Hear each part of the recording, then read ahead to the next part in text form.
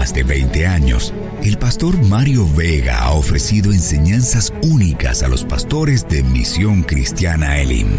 Estas lecciones, tradicionalmente reservadas para el retiro anual de pastores, se diseñaron para empoderar a los líderes y edificar la visión de Dios, discipular las naciones. Hoy, rompemos las barreras y llevamos estas valiosas enseñanzas a cada rincón para todo aquel que busque servir y honrar al Señor con devoción.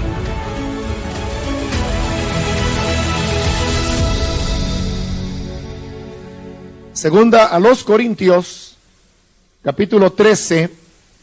Leamos entonces, hermanos, la palabra del Señor en segunda a los Corintios, capítulo 13, versículo 7, que nos dice: y oramos a Dios que ninguna cosa mala hagáis, no para que nosotros aparezcamos aprobados, sino para que vosotros hagáis lo bueno, aunque nosotros seamos como reprobados.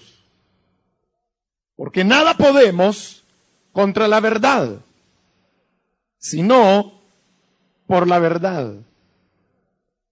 Por lo cual nos gozamos de que seamos nosotros débiles y que vosotros estéis fuertes. Y aún oramos por vuestra perfección. Amén. Hasta ahí vamos a dejar la lectura, hermanos. Sí. Pueden tomar su asiento, por favor. Hermanos, cuando uno comienza a meditar y a reflexionar sobre el tema de la verdad, y si uno es sincero en esta búsqueda y auténtico, pronto uno se da cuenta de algo. Y es que la verdad es algo muy grande, tan grande que realmente toda ella no cabe dentro de nosotros. Porque si partimos del hecho que Jesús dice: yo soy la verdad, Jesús es Dios y Dios es infinito, y por lo tanto nosotros no podemos abrigar todo lo que sería Dios dentro de nosotros, porque somos demasiado pequeños como para que la divinidad pueda en su plenitud morar en nosotros. Nosotros somos limitados, Dios es ilimitado.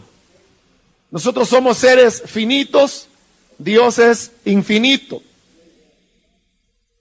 Y si Jesús dice que Él es la verdad, entonces todas estas cualidades entonces se aplican a lo que es la verdad. Ahora, sabemos, hermanos, que la verdad no le hace daño a nadie. La mentira sí es destructiva. La mentira sí puede causar desaliento, dolor, heridas, hasta la muerte misma. Pero la verdad, aunque en determinados momentos puede resultar cortante por el hecho de ser verdad, no obstante, tiene la cualidad que aunque la verdad nos hiere, pero para quitar de nosotros las cosas que no son verdaderas y que por lo tanto entran en conflicto con la verdad auténtica.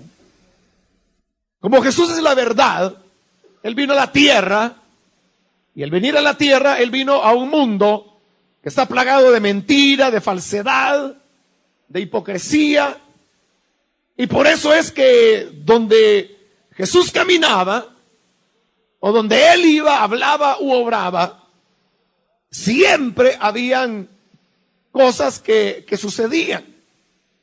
Las personas que estaban apegadas a la mentira y eran partidarios de la mentira, eran los que siempre resultaban lastimados o molestos.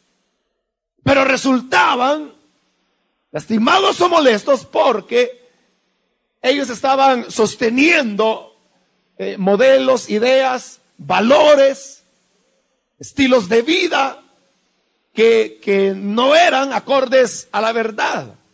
Y al no ser acordes a la verdad, entonces chocaban. ¿Se recuerda aquella ocasión cuando vinieron los judíos para tentar al Señor? Y el Señor les respondió y ellos se fueron. Enseguida llegaron los discípulos y le dijeron: Señor, ¿te diste cuenta que estas personas se ofendieron por lo que tú les dijiste? En esas palabras de los discípulos iba, hermanos, envuelta como un llamado de atención al Señor, como diciéndole: mira que tú lastimaste a las personas, y si tú los lastimas, entonces lo que estás haciendo es desalentarlos, y en lugar de acercarlos a ti o acercarlos al Padre, lo que estás haciendo es ofenderlos y ellos están yendo. Y a lo mejor ellos esperaban que Jesús les dijera: tienen razón, no me había dado cuenta de eso. Lo siento mucho, lo lamento, les vamos a enviar una carta de disculpa y de aquí en adelante vamos a tratar de ser más cuidadosos y medir nuestras palabras. Lejos de eso, lo que Jesús dijo fue: toda planta que no plantó mi Padre será desarraigada.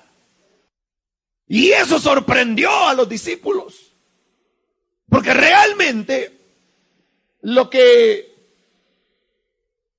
Jesús decía ofendía, pero a aquel que no andaba conforme a la verdad. ¿Y qué era lo que tanto ofendió a los judíos? Lo que ocurrió fue que Jesús había dicho: yo soy el pan que descendió del cielo, y el que de mí coma no morirá jamás. Eso fue lo que dijo. Pero esas mismas palabras, que para aquellos fueron una ofensa y se ofendieron y se fueron por eso, son las mismas palabras que a nosotros nos tienen pendientes de seguir a Jesús. Porque si Él es el pan que descendió del cielo, y todo aquel que de Él come vivirá para siempre, pues eso es lo que nos atrae de Jesús. Porque esas palabras nadie más las puede decir. Y como lo dijo bien Pedro: ¿a quién iremos si solamente tú tienes palabras de vida eterna? Y ellos se rehusaron a irse porque esas eran palabras de esperanza, como lo son para nosotros. Nos dan la esperanza de la vida eterna, nos dan la esperanza del perdón de pecados, nos dan la esperanza de una seguridad de la salvación. Y todos esos elementos, hermano, es lo que precisamente nos tiene prendados, enamorados de Jesús. Pero eso es porque nosotros también andamos en la búsqueda de lo que es genuino, de lo que es verdadero. Pero como aquellos eran hipócritas, sepulcros blanqueados, generación de víboras y todas esas cosas, entonces cuando Jesús hablaba y declaraba la verdad, esta verdad los ofendía.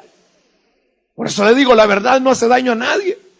Pero si alguno se siente herido, se siente lastimado, es porque su vida no está como debiera. ¿Quiénes son las personas que se molestan cuando escuchan sus predicaciones?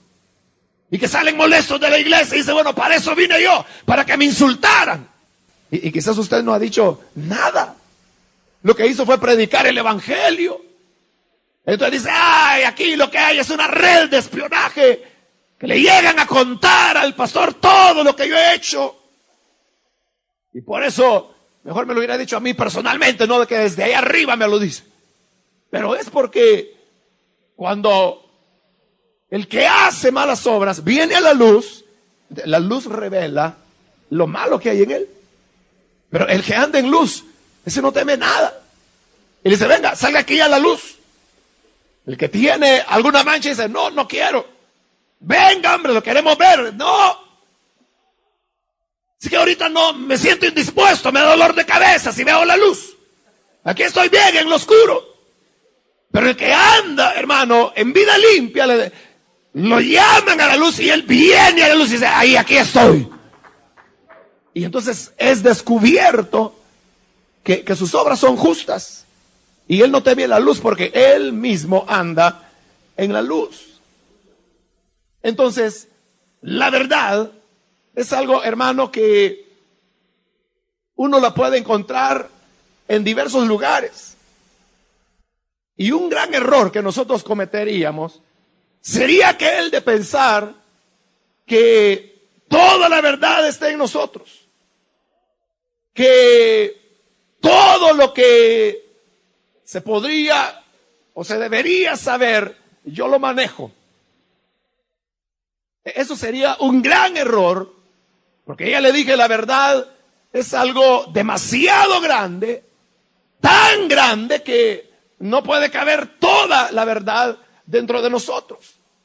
Y eso tiene que hacer que nosotros estemos, ¿cómo le diría?, con los ojos muy abiertos y los oídos muy atentos y observando alrededor de lo que ocurre a nuestro lado, porque siempre, hermano, podemos encontrar verdades en otras personas. Y como nosotros peleamos por la verdad, no nos interesa si quien conoce la verdad es otra persona, si quien levanta la bandera de la verdad es otra persona por allá, no importa. Porque nuestra pelea o nuestra competencia no es, yo soy el que tengo la razón, yo soy el que tiene toda la verdad.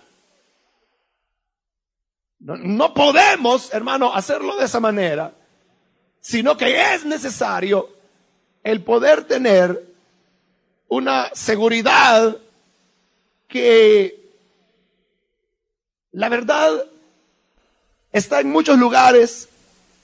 Y donde uno ve la verdad, el aprenderla a reconocer, eso es parte del hecho de ser verdadero. Porque la verdad es transigente consigo misma. Y nosotros entonces debemos ser personas transigentes cuando vemos la verdad en otras personas.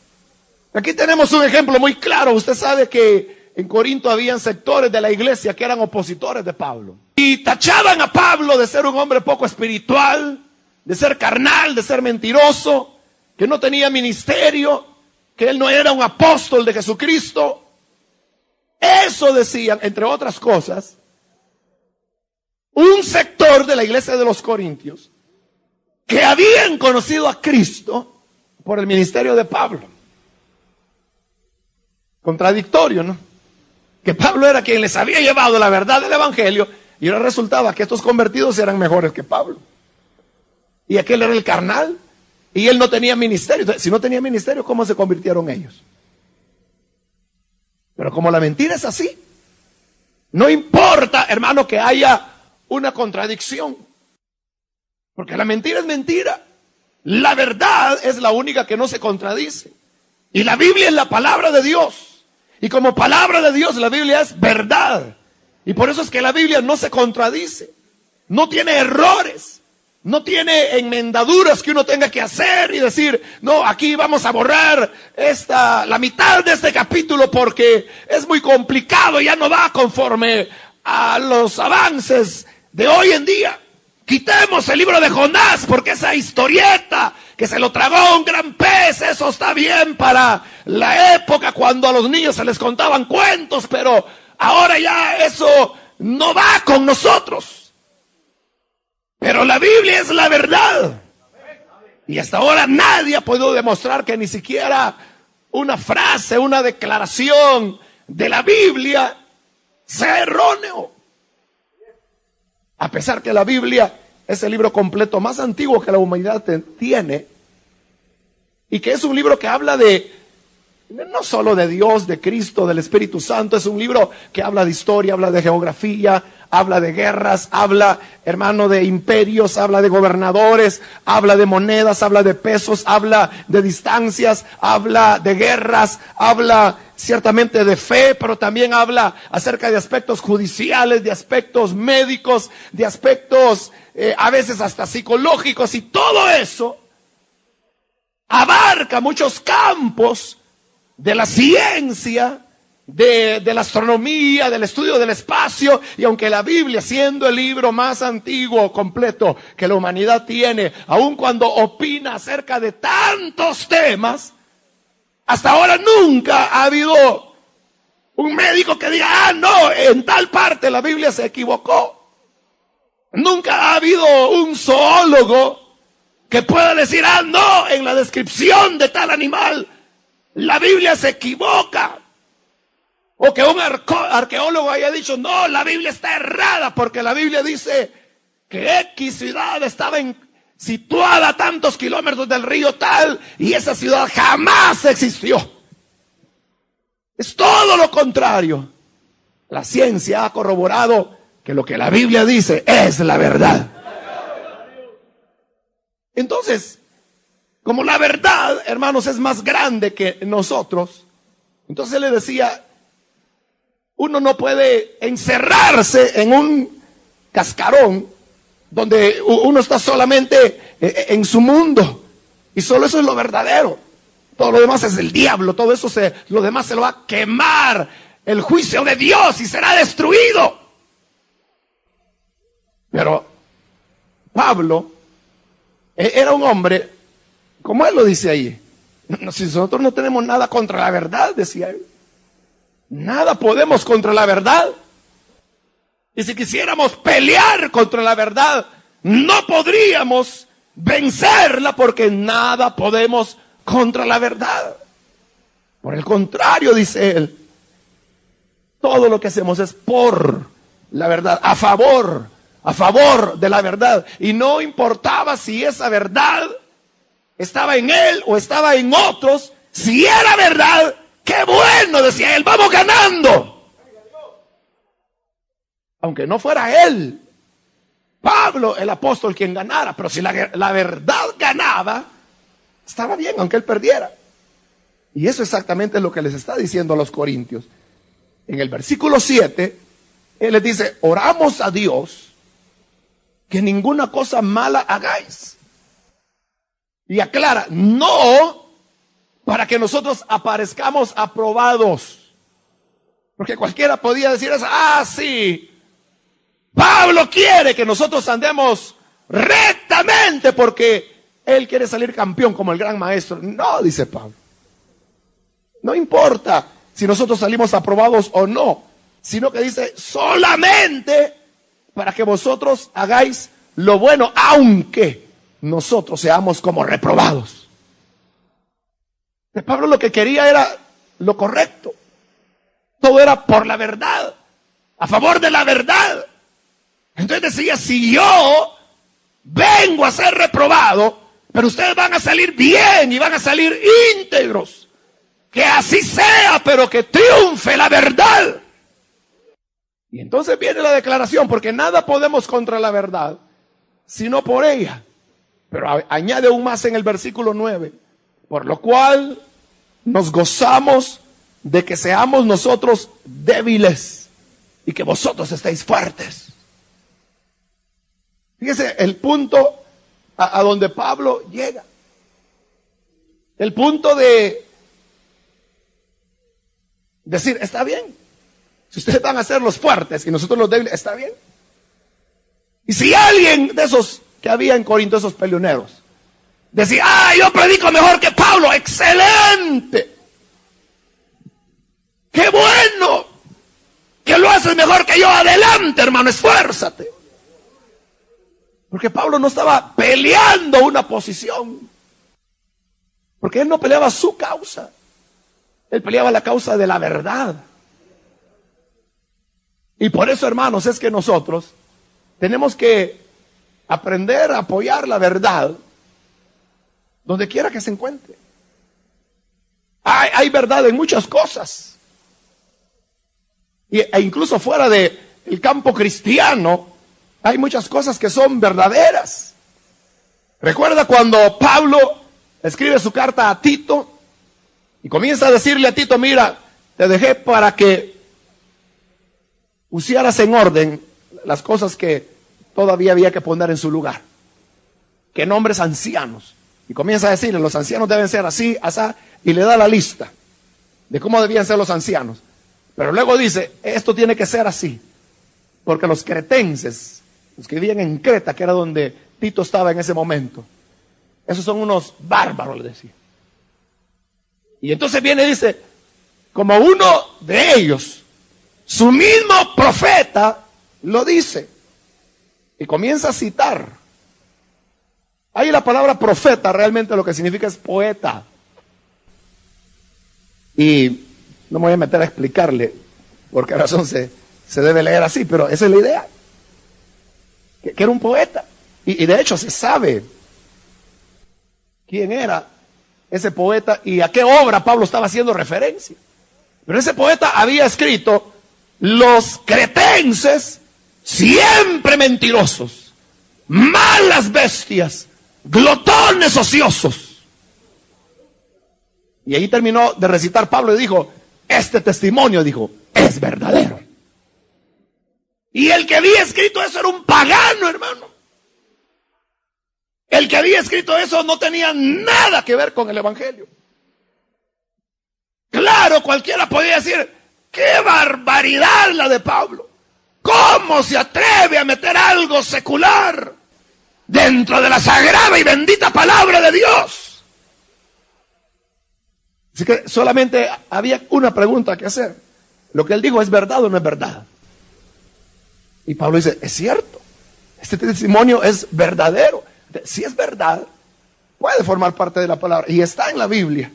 Y nosotros lo leemos como un versículo cuya autoría es de Pablo y no es de Pablo. Pablo lo que está haciendo es citar de memoria a ese poeta que seguramente él lo había leído. Y entonces, hermanos, si uno encuentra la verdad, ¿qué le digo? En Don Quijote de la Mancha, o en 100 años de soledad, o le encuentra en un periódico, o le encuentra, hermano, en un libro, qué sé yo, aunque no sea cristiano, pero si es verdad, entonces esa es la verdad y nosotros no tenemos nada en contra de la verdad. Entonces a Pablo realmente no le importaba que los corintios salieran bien y él saliera mal. Porque si los corintios salían bien, entonces la verdad era la que triunfaba. Y eso es lo que a él le importaba. Muchas veces, hermanos, nosotros somos celosos en el sentido que decimos: no, somos la segunda iglesia más grande del mundo. No, y aquí nadie nos va a ganar. Y si vemos que alguien se nos va acercando, vamos a ponerle más empeño para mantener siempre el segundo lugar, y si es posible vamos a llegar al primero. ¡Ah! Pero entonces ahí el punto ya no es, hermano, como que un deseo sincero porque el evangelio crezca, el evangelio se esparza. Muchos de ustedes se han preguntado en alguna ocasión: hermano, fíjese que de una iglesia que no es de la misión, me han dicho que si podemos ir y enseñarles el sistema. ¿Y usted qué dice? ¿Vamos o no vamos? Entonces yo siempre les pregunto: ¿y eso que van a enseñar es parte de la Biblia o no? Sí, me dicen. Vaya, enséñeselo. Porque es la verdad de Dios. Y tenemos que dar por gracia lo que de gracia recibimos. Y no importa, hermano, si una iglesia en México, que le digo, en Sao Paulo, en donde sea, hermano, en cualquier lugar del mundo, pero que comienza a crecer y a crecer y a crecer. O si usted quiere, en Guatemala, por ejemplo, que tiene más población que San Salvador, llega a levantarse una iglesia no de 110,000 miembros, sino que tal vez de 200,000, 300,000. ¡Gloria a Dios, hermano, que nos ganaron! Gracias a Dios que están haciendo un mejor trabajo que nosotros. Porque no podemos nada contra la verdad, sino solamente a favor de la verdad. Y si están enseñando la verdad, y las almas se están salvando, y las personas están viniendo al conocimiento de Cristo, entonces eso es lo que importa. Esa es la verdad de Dios. Por eso es de que Pablo era un hombre que podía sacar la verdad de lo que fuera. Se recuerda cuando él estuvo allá en la Acrópolis, en Atenas, predicando el evangelio. Él caminaba por las calles y comenzó a ver altares, ídolos, por un lado, por otro. La ciudad estaba infestada de ídolos. Y uno diría, bueno, de un centro de idolatría como este, ¿qué de verdadero puede haber en ello? Pero Pablo vio un altar que decía al Dios no conocido. Cualquiera hubiera dicho, bueno, estos todos son tan idólatras que por si se les olvidó algún muñeco, han hecho este altar.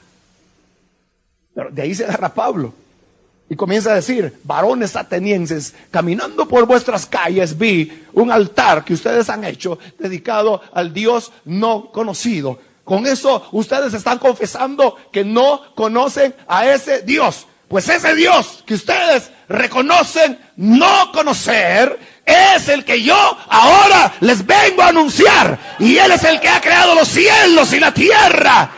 Todo lo que quiso Él ha hecho y envió a su Hijo para que todo aquel que en Él crea no se pierda, sino que tenga vida eterna.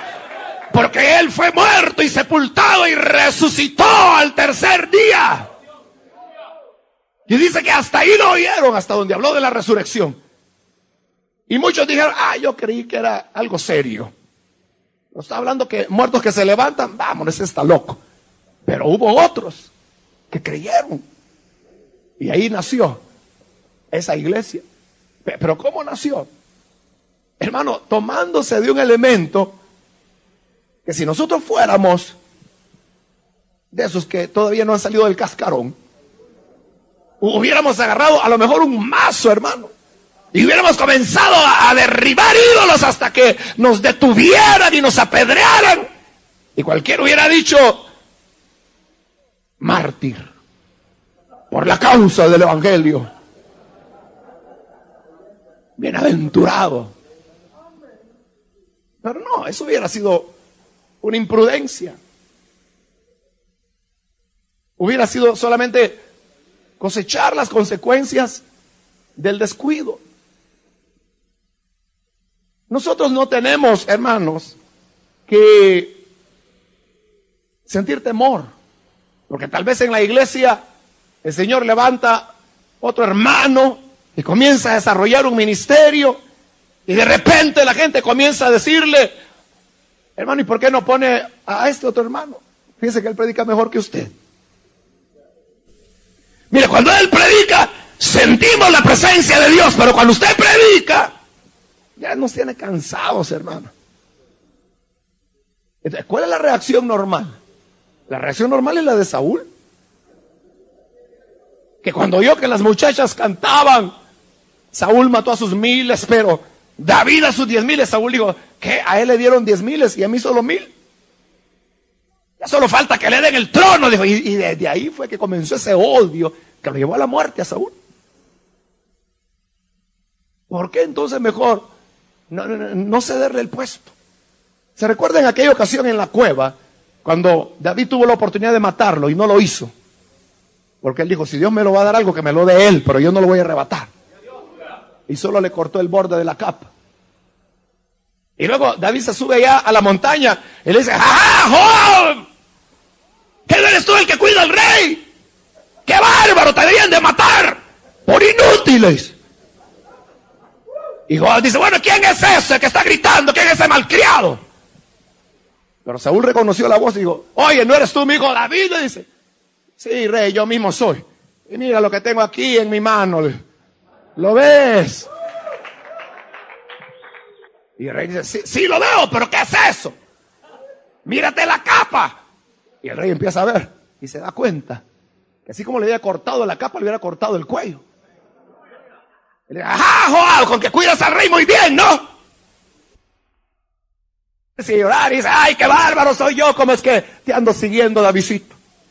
No, yo sé, le dice, que Dios te ha dado el trono a ti, porque tú eres justo. Saúl lo sabía, pero lo seguía combatiendo, porque Saúl lo que quería era su trono. Entonces, si nosotros, hermanos, de igual manera comenzamos a marginar a alguno y vemos que ese hermanito ya va para arriba y uno comienza a decirle, no, hermano, hoy no va a predicar usted está muy joven, usted es nuevo, aprenda, siéntese, y lo va limitando, lo va encerrando, lo va encajonando. Aquel a quien Dios quiere exaltar lo va a exaltar, haga lo que usted haga, porque ahí dice, nada podemos contra la verdad. ¿Qué podemos? ¿Qué podemos hacer? Es como ponerse contra el Señor. ¿Quién puede contra el Señor? Él pregunta en la palabra, y en esta guerra contra mí, dice Dios, ¿y qué armas van a traer? ¿Van a traer espadas, misiles, bazooka o qué? Pero usted sabe que contra Dios, ¿quién puede pelear? Dios terminará por exaltarlo. Mire, mejor dele permiso a ese que pase. Si no, Dios lo va a derribar para que el otro pueda pasar. Pero hermano, ¿y a nosotros en qué nos daña? Usted puede decir, así que entonces la iglesia lo va a preferir a él y ya no van a querer que sea yo el pastor. Bueno, pero entonces, ¿qué está defendiendo? ¿Está defendiendo su posición? ¿O está defendiendo la verdad? Si está defendiendo la verdad, mi hermano, hágase a un lado y deje que el otro siga. Y entonces usted vaya a sembrar por otro lado para comenzar donde no hay quien anuncie. Tal vez esa es la vocación a la cual Dios lo ha llamado.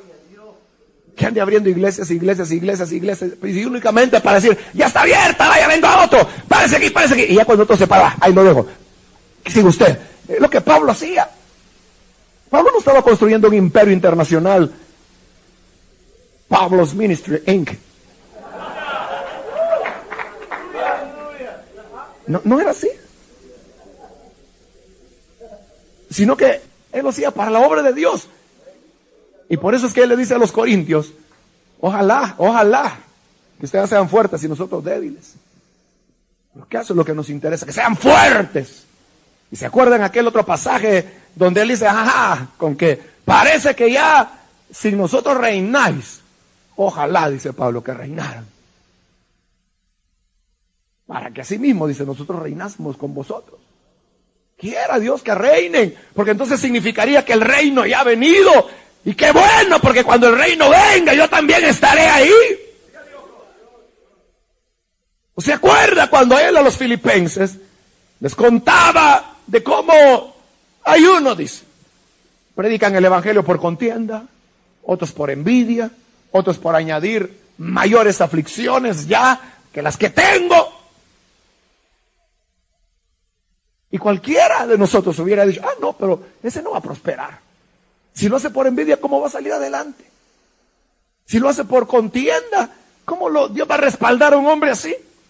Si lo hace solo por demostrar que él es un tipazo, ¿cómo Dios lo va a bendecir? Pero Pablo no lo veía de esa manera, sino que él decía, ya sea de una manera o de otra, Cristo es anunciado. Ya sea con sinceridad o por pretexto, pero el hecho es que estos, por hacerme la competencia, han desatado una acción evangelizadora, y en eso me gozo yo, en que muchos están conociendo el evangelio de Cristo. Porque no le importaba. Es lo mismo de Juan cuando quisieron ponerle celos. ¿Te acuerdas de aquel a que bautizaste, Juan? Pues no, dijo él, tantos que he bautizado que ya ni sé. No, aquel, Jesús, el que tú dijiste es que el cordero no sé qué, ese. ¿Sabes una cosa? Hoy te gana. Está bautizando más gente que tú. Si gente que viene aquí, ni la octava parte de las que van con él. Y Juan feliz, así. ¡Qué bueno! Así tiene que ser. Porque conviene que él crezca y que yo vaya menguando. Y ustedes váyanse con él también. Es lo que Juan hacía en todo tiempo. Vayan con él, síganlo a él. Hasta el profeta había dicho que él venía para preparar un pueblo aparejado para el Señor. Y Juan sabía. que él era el amigo del novio. Y que la novia quien espera es al novio, no al amigo. Le dijo, mi alegría es que el novio tiene su novia. Ahí está ya el Señor y su pueblo.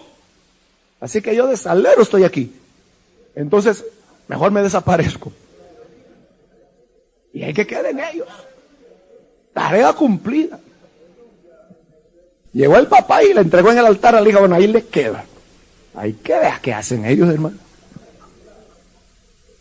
Ya estuvo. Pero entonces nosotros tenemos que preguntarnos, hermanos, ¿cómo está nuestra situación? O cuando usted está trabajando y resulta que otro va más acelerado que usted y va multiplicando. Y usted dice, bueno, este ha de estar mintiendo, estar inflando las cifras. Y usted manda ahí unos 3, 4 hermanos de espías, vayan a ver si es cierto que existen. Y entonces regresa y le dice, fíjese hermano que tiene más de lo que reporta. Porque tiene ahí un subfondo para emergencias. Pero entonces, ¿cómo se siente usted? Dice, no, ese me la van a pagar. Ya vas a ver quién soy yo. Ya van a ver lo que voy a hacer. No va a hacer nada. Sino que al contrario debe ser, gloria a Dios. Qué bueno que Él va adelante. Qué bueno que Él ya alcanzó la meta del año. Yo todavía voy a medio camino, pero Él ya llegó. Qué bueno, es un ejemplo y una prueba que sí se puede alcanzar. Entonces, si Él pudo, yo me voy a esforzar y que Dios me ayude como lo ayudó a Él para poder llegar. Porque la verdad, hermanos, no solo está en nosotros. Y por eso es que podemos estar equivocados. Y pudiera ser que otras personas tuvieran la verdad. Nadie es poseedor absoluto de la verdad. Nadie. Y por eso es que si usted quiere buscarle clavos a Lutero, se los hallan. Quiere buscárselos a Calvino, se los halla. Quiere buscárselos a quién, hermano, a quien usted quiera. Cualquier hombre, cualquier organización, cualquier denominación, todas tienen virtudes, pero también tienen elementos que pudieran no estar bien y uno no se da cuenta, porque como uno está ahí. Pero la cuestión está, hermano, en poder reconocer la verdad cuando la verdad está ahí. Todos creo que recordamos al hermano Juan Bonstrand ahora en la presencia del Señor y sus mensajes y sus enseñanzas, que cuando uno lo oía se quedaba como que le estaban jalando el oído. Pero los que tuvieron la oportunidad de conocerlo personalmente o saludarlo, por lo menos obtener un momento de conversación breve, ser un hombre de Dios, sin lugar a dudas. O sea, había en él tanta sencillez, tanta santidad, tanta integridad, que ser un hombre de Dios. Pero ¿sabe qué? Él no tenía las doctrinas nuestras, porque él es de la iglesia reformada. Y por ejemplo, la iglesia reformada no cree que vaya a haber un arrebatamiento de la iglesia. No lo creen. Ellos creen en el establecimiento del reino, como lo enseñó Calvino. Ellos sí son calvinistas de verdad. Y ellos aceptan el bautismo de niños. Él mismo, Bonstrand, fue bautizado siendo un niño. Pero entonces, si uno dijera de cualquier persona, fíjese que él lo bautizaron de niño y dice que sí se va a quedar. Hermano, lo echamos de la iglesia, ¿verdad? Lo saca uno. O si le dice, fíjese que él no cree en el rapto. Ay, Dios, este ni líder puede ser. Y él sí lo dejamos que predicara por la radio, ¿no? Pero y entonces, ¿qué es lo que pasa? Bueno, sencillamente que el himno tiene los derechos reservados de la verdad. No los tenemos. Y la verdad también puede estar en un hombre como él. Y la verdad también puede estar en otras denominaciones. Como hay parte de verdad en Lutero, parte de verdad en Calvino, pero no todo es verdad. Pero la clave está en que nosotros seamos transigentes. Porque de otra manera, hermanos, nosotros no aceptaríamos prácticamente nada si nos quedáramos únicamente con lo nuestro. Nos quedamos sin libros, hermano, sin comentario de la Biblia. Porque como no es el himno, entonces vote a Matthew Henry, vote la Biblia comentada por Scofield, que de hecho Scofield dice cosas que usted sabe nosotros no las compartimos. Pero ¿para cuántos de nosotros no fue de bendición conocer los comentarios de Scofield cuando nos comenzó a abrir el cráneo, verdad?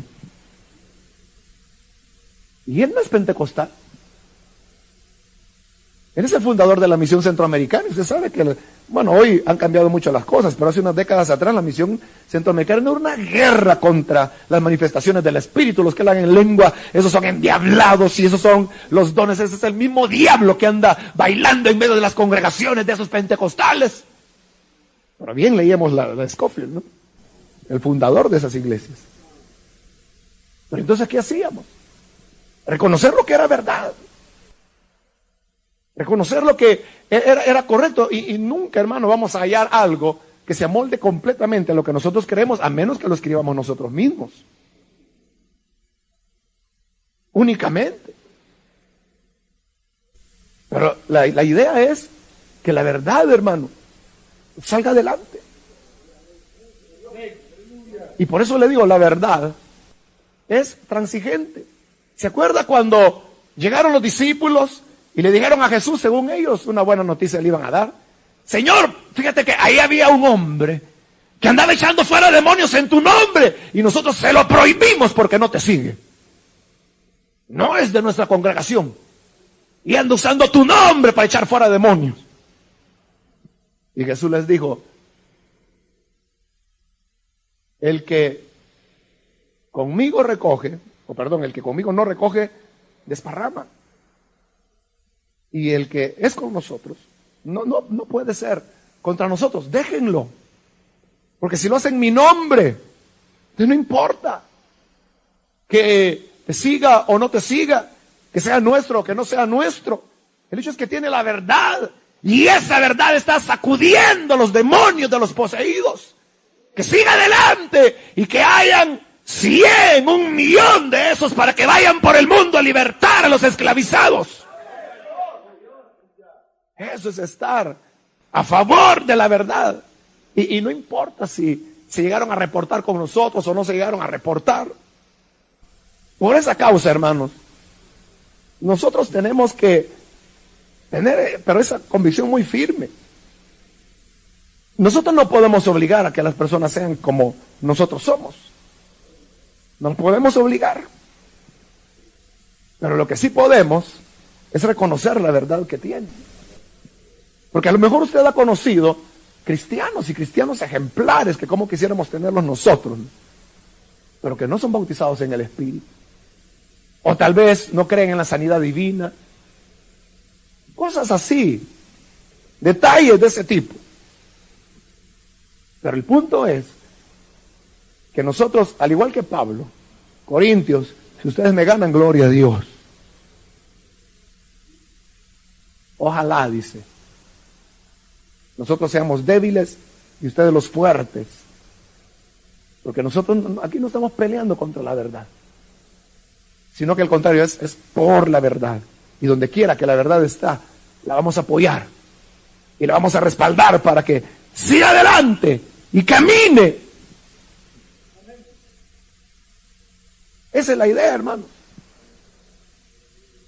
El que es auténtico, el que tiene la verdad, nada teme. Porque es amigo de la verdad. Y donde la verdad esté, ahí la va a reconocer. Ahí la va a encontrar. Si en medio de esa verdad resulta que van unas 4 o 5 espinas, sáquelas. Ese es el consejo de la Biblia, que dice que debemos escucharlo todo, retener lo bueno y desechar lo malo. Pero habrán cosas buenas que uno podrá percibir, y a veces de personas que uno ni se imagina, pero que lo que están diciendo es algo verdadero. Entonces, hermanos, nosotros, al igual que Pablo, y al igual que tantos hombres que hemos mencionado, debemos ser así, como Moisés, que el Señor le dijo: prepara 70 varones y voy a poner de tu espíritu en ellos. Y mandó a llamar a los 70, pero hubo 2 que no quisieron. Yo no le hago caso a ese viejo. Y solo llegaron 68 y aquellos se quedaron en la casa. Pero en el momento de la ceremonia el espíritu vino sobre los 68, pero sobre aquellos también. Y alguien llegó corriendo y dijo: Moisés, Moisés, fíjate que fulano, aquellos rebeldes que dijeron que no iban a venir, también están llenos del espíritu, ve y impídelo. Y Moisés dijo: ¿para qué lo voy a impedir? Si yo quisiera que no solo esos 2, yo quisiera que todos fueran llenos del espíritu. Y le preguntó a Moisés: ¿o es que tienes celos por mí? Esa era la realidad. Pero lo que había que celar no era Moisés. Lo que había que celar era la verdad. Y si aquellos los tenían, gloria a Dios, dijo Moisés. Sí, pero son los tan ingratos que ni vinieron. Pero gloria a Dios que ahora tienen el espíritu, porque hoy van a ser diferentes. Quiera Dios que muchos, no solo estos 70, sino que 700,000 sean los que tengan el espíritu. Pero entonces, Moisés, tú solo vas a ser uno más en medio de ellos. Gloria a Dios, dice: si eso es lo que quiero, si ya no aguanto. No era, hermanos, retener. No, esto es mío, no, esto Dios a mí me lo ha dado. Que ese fue el tema de Aarón y María. Pero bueno, ¿y acaso Dios solo por Moisés puede hablar? También puede hablar por nosotros. Nosotros somos los hermanos mayores de él. Y usted sabe, Dios tuvo que demostrar con quién era que Dios estaba. A María la dejó leprosa. A Aarón también lo iba a malmatar, pero dijo Dios: no lo voy a tocar porque es el sumo sacerdote. Por eso se escapa. Pero quedó curado, hermano. Pero todo era el celo. Celo por la verdad, pero no celo en un sentido positivo. Porque uno también tiene que ser celoso de la verdad y no transigir con la mentira. Pero lo que estamos hablando es transigir con la verdad, eso es otra cosa. O sea, no estoy diciendo que, bueno, lo vamos a aceptar todo y que vengan los hermanos de la fe en Jesús, que vengan los hermanos mormones, algo tenemos que aprender de ellos, vamos a invitar al arzobispo porque algo vamos a aprender de él. No estamos hablando de eso, sino que estamos hablando de transigir, pero con lo que es verdadero, con lo que es genuino, porque eso no nos va a destruir, no nos va a dañar. Y entonces, cuando tengamos esa actitud a favor de la verdad, comenzaremos a ver, hermano, que alrededor del mundo hay hombres y mujeres que temen a Dios, y hay hombres ejemplares y de buen testimonio y que predican bien y que no son de la misión y ni siquiera son amigos de la misión, pero uno ha oído de ellos y uno sabe que tienen algo que aportar. Entonces no tenemos por qué ir contra la verdad, contra lo que no es verdad. Ahí sí, hermano, dale duro. Ahí sí no contemple ni nada, dale de una vez a lo que es falso. Pero aquello que es verdadero se puede reconocer. Incluso puede llegar un momento en que uno diga: ¿será que estoy o no estoy en lo correcto? En esa ocasión que Wongström me dijo que ellos no creían en el rapto, yo nunca había oído eso, pero me intrigó. Y entonces comencé a comprar libros reformados que hablaban sobre ese tema y a leer los argumentos, pero argumentos, hermano, muy fuertes. muy fuertes que demuestran que es una mala interpretación de la Biblia. Y yo no le hallaba por dónde y decía, ¿y aquí cómo es la cosa? Pues, ¿nosotros somos los que estamos equivocados o qué? Y entonces, ¿cómo vamos a quedar con tanto que hemos hablado que Cristo ya viene y que sucesos de 2002 y que no sé qué otros años más? Y entonces,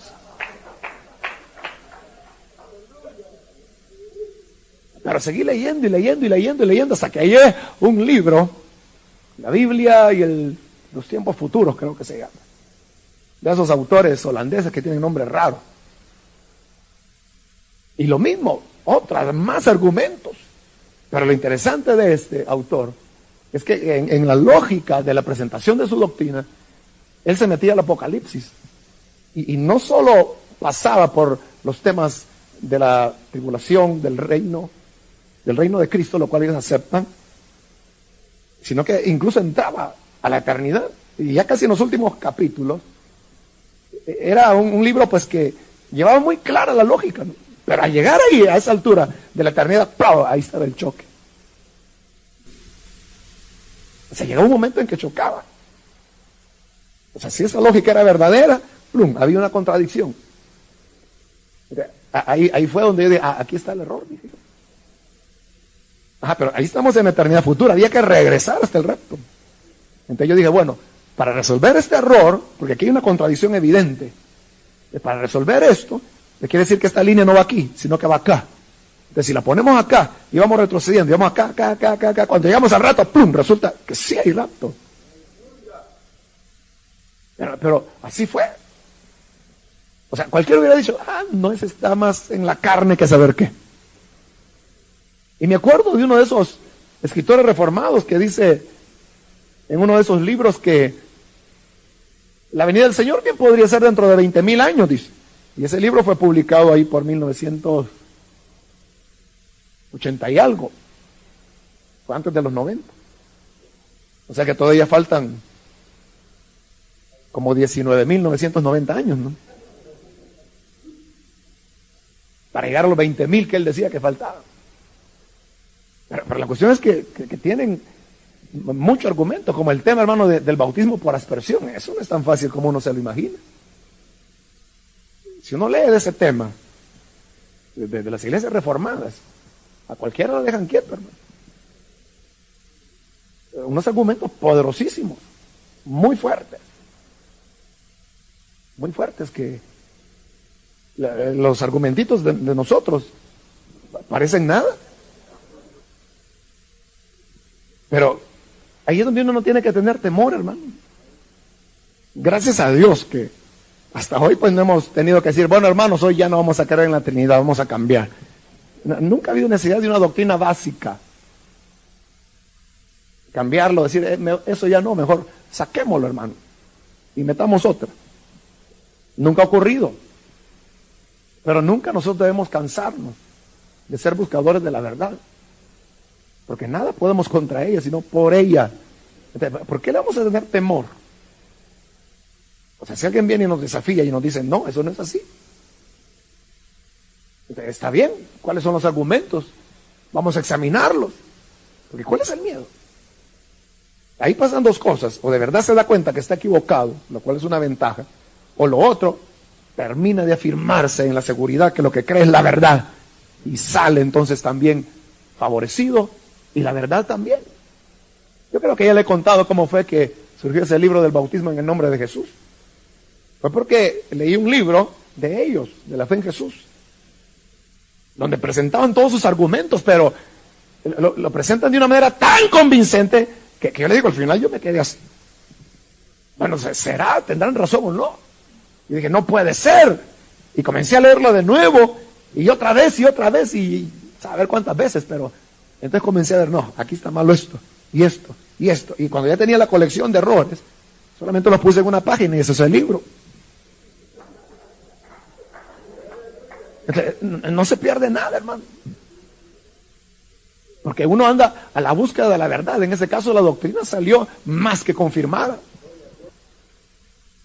Hasta ahora no ha habido nadie que objete los argumentos que hay en ese libro. Nadie. Yo esperaba, y era mi idea, realmente, hermanos, al publicar ese libro, yo sabía que iba a ser revolución, principalmente allá en el área de Houston, donde hay muchas iglesias de esas. Pero nunca ocurrió nada, y ahí está la dirección, y hoy esta dirección electrónica que es más fácil, pero nunca. Sí recibí un par de cartas con insultos, pero nada más. Nada más. Sí, pero eso no es argumento, ¿no? Al contrario, cuando alguien comienza a insultar es porque ya no puede defender su posición. Pero ese es el punto. Que todo lo podemos, pero a favor de la verdad. Contra la verdad, nada. Nada. Hermanos, el mundo es más grande que El Salvador.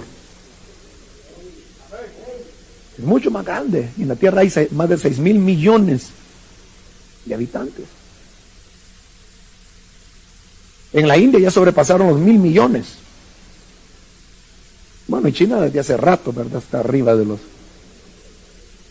Me imagino que voy a andar por unos 1,300 millones de chinos. Imagínense cómo será la iglesia por allá. ¿Y ellos serán cristianos o no serán cristianos? ¿Serán nacidos de nuevo? Pero el otro punto es, ¿cuánto se parecerán a Elim? Entonces, ahí viene la cuestión de la transigencia, que la verdad es transigente. Como Pablo, usted sabe, y eso lo dijimos hace 2 años. Pablo tenía unas convicciones tan firmes, que ahí está Gálatas, ahí está Romanos, ahí está Colosenses, ahí está Hebreos, de cómo él hacía pedazos el argumento de la ley. Pero cuando llega a Jerusalén, Santiago le dice, un momento, vas a entrar pero con una condición, que aquí vas a hacer las cosas como las hacen los judíos, y tienes que actuar como que si estás bajo la ley. Ahora, entre nosotros, le dijo Santiago, nosotros sabemos, porque ya escribimos aquella carta, ¿te acuerdas? Allá en Hechos 15, donde ya le dijimos a los gentiles que no es necesario que guarden la ley, pero aquí estos son celosos por la ley. Así que Pablo, ten cuidado, incluso te sugerimos que vayas al templo, y hay unos hermanos que están haciendo votos judíos, que en nuestro contexto sería católicos, y entonces ve y paga los votos de ellos, y Pablo accede. ¿Pero por qué accedió? A algo que él condenaba. Porque lo que quería era llevar la verdad. Lo que quería era ganar almas para Cristo. ¿Quién tenía la razón? O sea, si uno lo ve, lo juzga a la luz de la palabra. Santiago había sido quizás demasiado, ¿qué le digo?, condescendiente. O quién sabe, ¿verdad?, cómo eran las condiciones de los judíos, que era la única forma de poder ganar las almas. Era la única manera. Pero Pablo respetó eso. Él sabía que no era así. Y le digo, si uno examina a la luz de la palabra, no era así.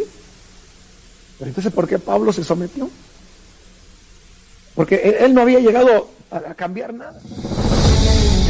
Usted acaba de escuchar una plenaria de los retiros de pastores y obreros de Misión Cristiana Elim, impartida por el pastor Mario Vega. Para mayor información, visite www.elim.org.sb.